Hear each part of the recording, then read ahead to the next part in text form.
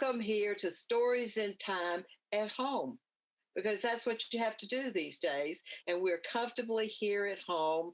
And I've got some very exciting people for you to meet. It can't possibly be for the first time, but it's the first time on this channel. So we have two women who are going to talk to us about the Equal Rights Amendment, about the needs and concerns of women today. Our first one will be Holly Joseph, who's been involved in equal rights work for women for years, right, Holly? Yes. Yes, and our other is Jennifer Jones, who has just got a mad bag full of things that she's been doing for the benefit of women, and has been involved in the Commission for Women in Prince George's County and other things, and she'll mention those things to you. And so let's start. Holly, tell us about what you've been doing. Okay, let's start with the words of the first clause of the Equal Rights Amendment, because there are only 24 of them, and they express exactly what it is that we're trying to achieve. They are: equality under the law shall not be denied nor abridged by the United States nor any state on account of sex. Just 24 words. And actually, Alice Paul, in crafting those, basically took the words from the 19th suffrage amendment, because that just addressed the vote. And then she said, Fuller, having succeeded in getting the suffrage amendment passed, she realized that that was not enough, that women had to have fuller equality in our Constitution. So she turned to that. And actually, I wanted to start with telling you about Senator Cardin is the sponsor of the Senate bill. And it's actually called S.J.Res.1, appropriately enough, even though he's had other numbers in all the years that he's been introducing it. But I'm saying this at the beginning because Jennifer and others have planned a great rally called Rise Up for the Equal Rights Amendment. And it will be on Monday, March 29th. That's the waning days of Women's History Month. It's going to be at 7 o'clock, and you will hear more about it. But I just wanted to throw that in because Senator Cardin will be among the people speaking there. And he is, I was going to say, he is a champion for embracing this legislation for so long. And maybe it will get a hearing soon. But how did you get him to come to the event? You told me. You can tell others too. No. Well, we asked him and he generously did it. But I think you mean that years ago, I saw him and I asked him if he would introduce the legislation in 2000. I want to say that it's the 112th Congress. I want to tell you what year that is, and I don't want to say it off the top of my head and get it wrong. But he's introduced it for a long time, and he hopes to get it past this session. But he was at a women's legislative briefing in Montgomery County, and I think Jennifer undoubtedly was there, and he was there, and we just asked him. And this was, let me just explain, this is a basic thing. Alice Paul started working on this right after suffrage was passed, but it languished. It didn't get any hearing for like half a century. And when it finally passed in 1972, it did so with an amendment being put on it that was not friendly. It was people who didn't want the Equal Rights Amendment put on this, that there was a deadline, and there was 7 years, and then it was extended for 3 more years. But the 10 years came too quickly to gain 38 states. There were only 35. So Senator Cardin's idea in his legislation is to remove that deadline. It's just that Congress put it on, in this case, an unfriendly amendment. I'll not tell you who it was because you know him and you don't know him as unfriendly in other respects, but he didn't want it passed and he put it on, and it's what felled the ERA for a good number of years. And they went to Alice Paul's house to celebrate, and she was not happy she said, this is not going to work with this amendment, with this timeline. And so this legislation by Senator Cardin is to remove that timeline. And it actually did pass in the House last term. It just didn't get a hearing in the Senate. So it's thought that this year it will get a hearing, and that will advance the Equal Rights Amendment. And the point is, we all want to see it in our lifetimes. That's exactly the truth. You know, everybody I've talked to recently has talked about, you know, I want to see this in my lifetime. And, you know, if you're a 6-year-old kid, you've got a long time to go. So we've got to get this done, and done soon. Thank you very much, Holly. And I thought of one more thing that I wanted to say real quickly. It was that so many people don't know about it, and so many people think we already have it. And I actually had this necklace fixed by a jeweler today so I could wear it for you. This was from the 70s. It says ERA, and he had no idea what the ERA was. And I lectured him about it, and I said, wait, I didn't say, now, can you explain it to other people? But that's the problem with that. And we hear that polling shows that most people want it, which means that most people aren't represented well by their public officials. So I have more to say, but that will capsulize it.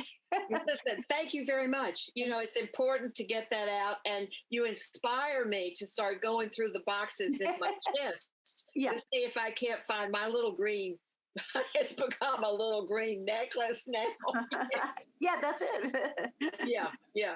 All right, now we're going to go with you for a few minutes, Jennifer, and then we'll block, and you'll go and tell us some more things that I know you're going to take. I'm not going to try to tell what you've been doing myself, because you've been doing so much that I couldn't possibly get it in there. It's very impressed by the fact that you got involved with PG County, with the Women's Commission out there, with other things, and then you have, I hope you'll be telling us a little surprises about your education and what else you've done. So let me just ask something I always do. Where did you come from? Thank you so much for having me, Ellouise, and thank you, Holly, for just enlightening us. I get so excited every time I hear you share stories about ERA. I'm a little girl from Irwinville, Louisiana. I'm a true American patriot. I take pride in saying that, because so often people try to take away that fact. And I believe in doing my part for American democracy. Having walked the halls of the Maryland General Assembly, the White House, Capitol Hill, I mean, you name it, most recently sitting on the Supreme Court for notorious RBG's memorial. I still get goosebumps about this country. I still get goosebumps. So having left Louisiana and spent a decade in New Jersey and New York during my graduate school days, I sojourned to move back to the DC region. I had spent summers at the National Institutes of Health. And so with intention, I came back. I moved to Montgomery County, and then I built a home in Prince George's County. Well, you know, that's kind of funny. And I laughed when you said that, you know, because I arrived in this area in the 50s, 60s, and lived in PG County. Yeah. And then we moved to Montgomery County because my husband worked over here. So you never know what's going to happen between those two places. I thought was, you know, that tell us a little bit more about you. Well, you know, I'm an eclectic professional. I just shared with you that I spent many of my summers during college at the NIH. I'm a cancer research scientist turned businesswoman. And what that means is that I've been fortunate in the disciplines of the government, Walter Reed's Army Institute of Research, NIH, and other places like Johnson & Johnson, where I worked first, that I've been able to take everything that I learned in the healthcare industry and in the business world and lend it to advocacy. So a lot of times people who knew me as the chair of the Commission for Women in Prince George's County didn't realize that I had this solid background in business and pharmacy and healthcare that I could lend. And so I approached strategy with the things that you do in business to grow a business, or the things you do in healthcare to advance medicine. And so when I met people like Holly, people like all of the beautiful women on the host committee, they just excited me because they were living, breathing people that I could touch for things that I just read about. And so having shared on the Prince George's County Commission for Women, we did an assessment of the needs of women and listed these categories. And I just went about saying, if it's mental health, if it's domestic violence, economics, we're going to champion those issues.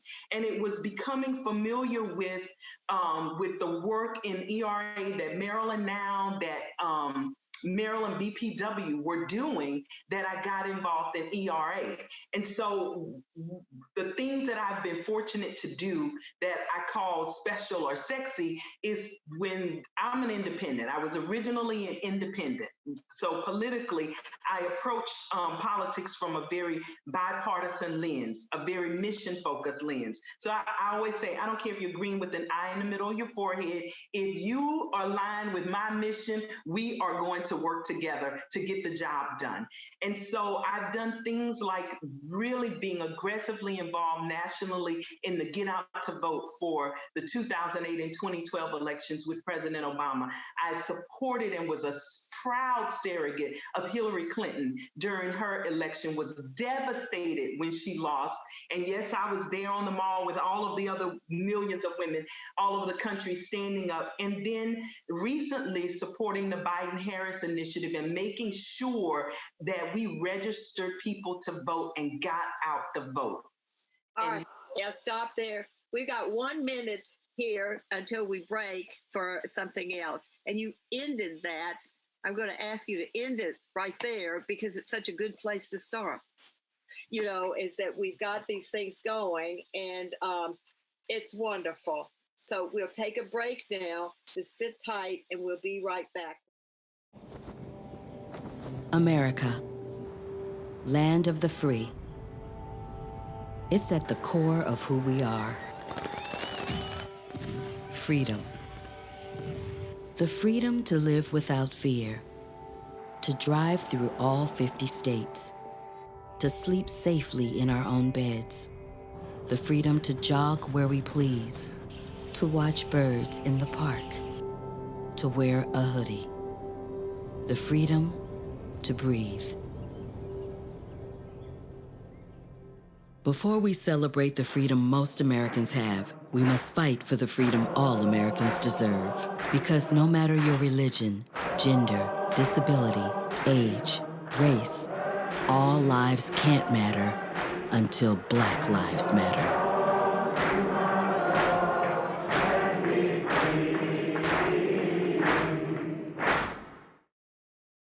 We're returning to talk to this fascinating thing.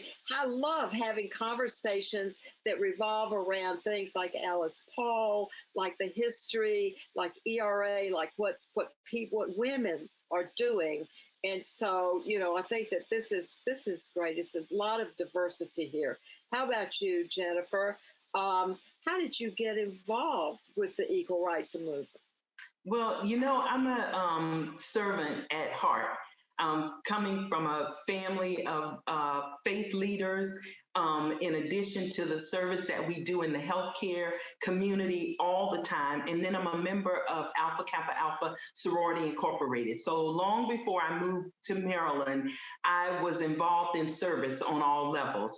But specifically, it was working collaboratively with women and women's organizations in the platform of the Prince George's County Commission for Women that really ignited my passions for women and for ERA, whether it was Maryland Now, the National Organization for Women, whether it was Maryland Business and Professional Women, whether it was working with other members of the Divine Nine, the AKAs, Deltas, Zetas, and Sigma Gamma Rho, whether it was working with the National Congress of Negro Women, the Coalition of 100 Black Women, or organizations like the Links Sisters for Sisters Network and the Top Ladies of Distinctions. All of these these organizations are committed to service, are committed to women's empowerment, and are committed to leadership. And so when it came to the Equal Rights Amendment, women like Holly Joseph standing up in the Maryland Legislative Agenda for Women, having a forum in the Women's Legislative Briefing annually,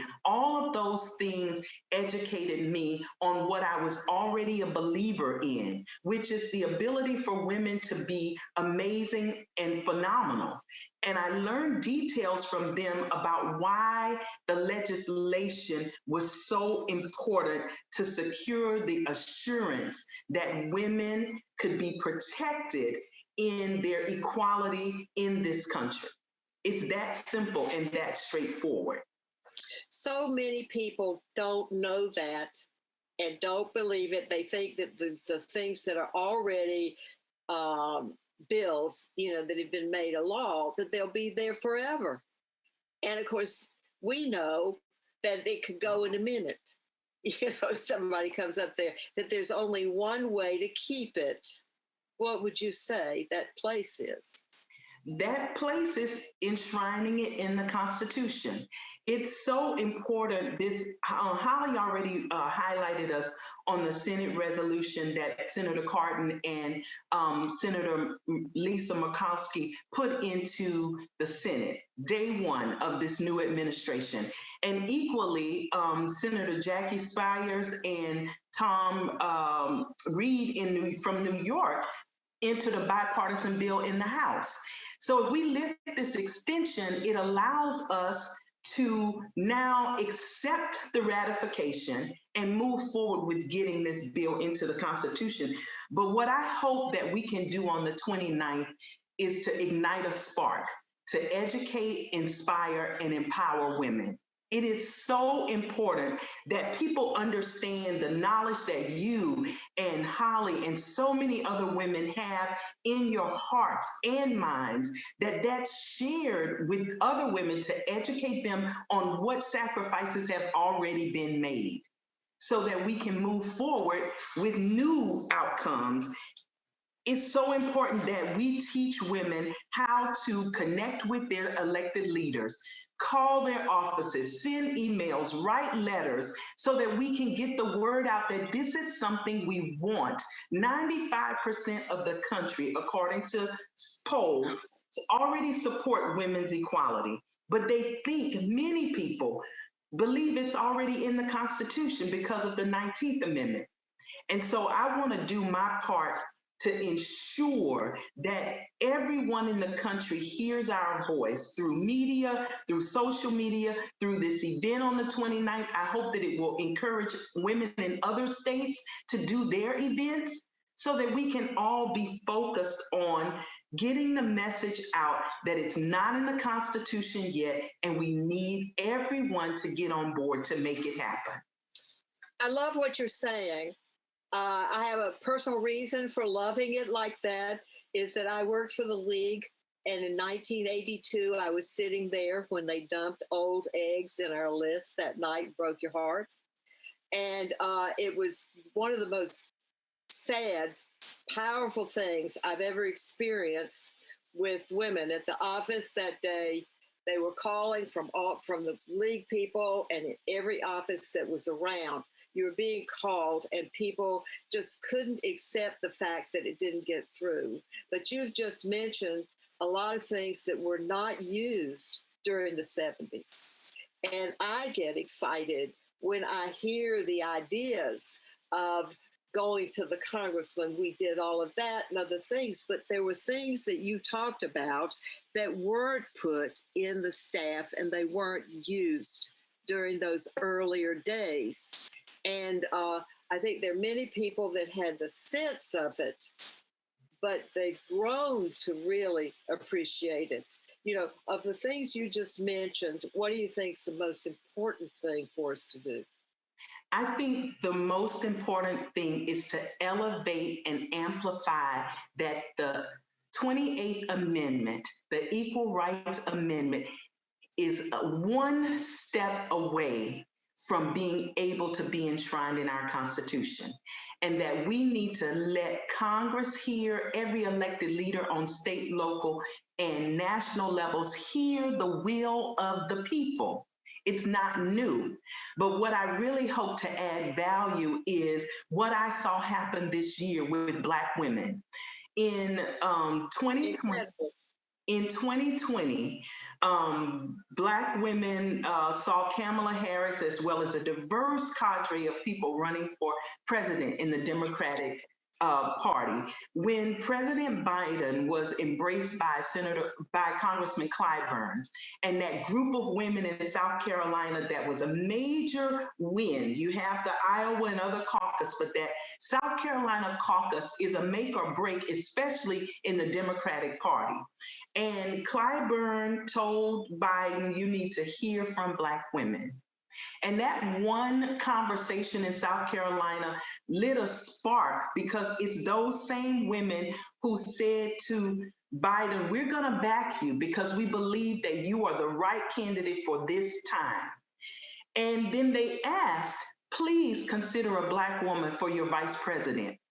And these women, I've had the pleasure over the last 4 months to be meeting weekly, every Sunday, with this group of women that's a cross-section of women from socioeconomic levels, young, old, all of these amazing women's organizations, the Deltas, the AKAs, the Links, all of these historical women's organizations, along with women in industries at the top of media, at the top of celebrity, at the top of, there were people on the call from Cicely Tyson before she passed to Oprah Winfrey. There were people on the call who were amazing leaders.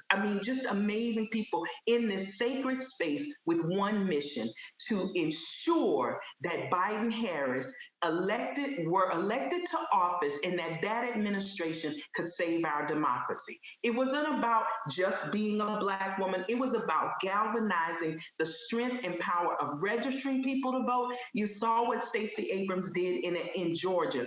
It was the same thing happening all over the country. And every week, these women encouraged each other, supported each other, shared strategies, shared messaging. And because I saw that work, I know that all of our historical organizations were right there in women's suffrage and have been right here in the fight. Shirley Chisholm, greats like Dorothy Height, all of these women, Mary McLeod Bethune, Ida B. Wells, for all these centuries. And I think that it's important that young women and Black women, especially, and Black and brown women, embrace ERA as all of our collective issue. It's not just women, it's women and men, but first we have to be united. And so I want to do everything in my power to bring the organizations together like we're doing in Maryland, so that we can pull together and create an energy to get ERA at the kitchen table while we're all home in COVID, on Zoom, that it's what we're talking about, what we're asking for, and we're elevating it as an issue as important as COVID-19, as important as climate change, as important as social justice issues. I love what you just said.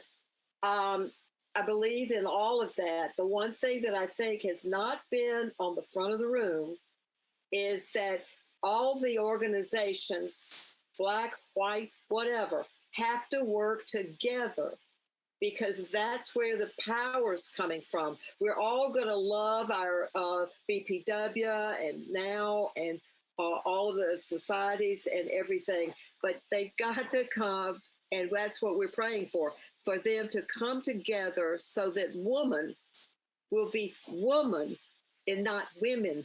Woman will get us the Equal Rights Amendment. That's right. And when remember something, when we were celebrating Title IX, and we had at the Gallows Pole a reception, Nancy Pelosi said a beautiful thing that then began to resonate, that when Title IX was passed, right, this legislation that said there would be equal education and so forth for women in every group, she reminded us that in the 70s, it was women, it was civil rights, it was disabilities, it was all of the groups working together. That's why all the legislation passed, boom, boom, boom, one after another, because they came together. And I think that our strength and power is in coming together, and we have this unique condition because of COVID-19. Because of COVID-19, there was a report that came out today that said that 275,000 women in the corporate space had to drop out of their jobs because of COVID, because of the needs of family, the needs of home, but only 17,000 men.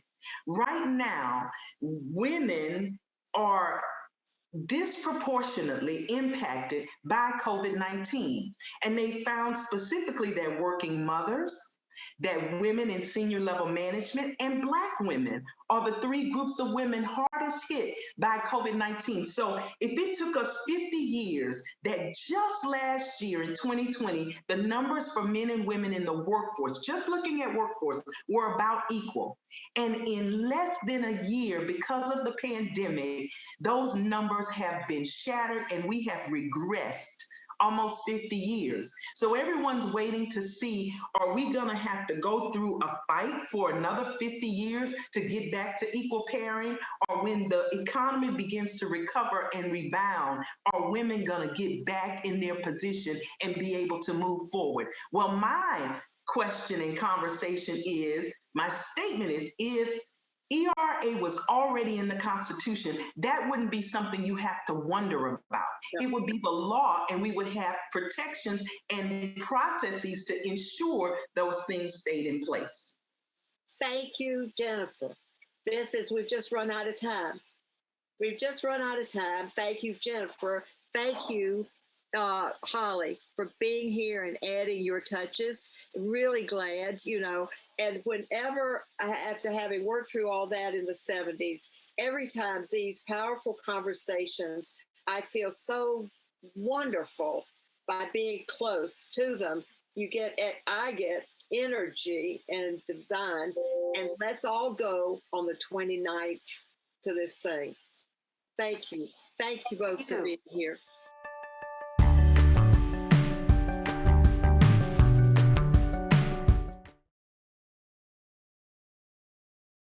My mother was always very familiar with her neighborhood, but one day she stopped at the stop sign for much longer than usual, and she didn't know whether she should go forward or turn, and she wasn't even really sure where she was at. It was very unsettling for her.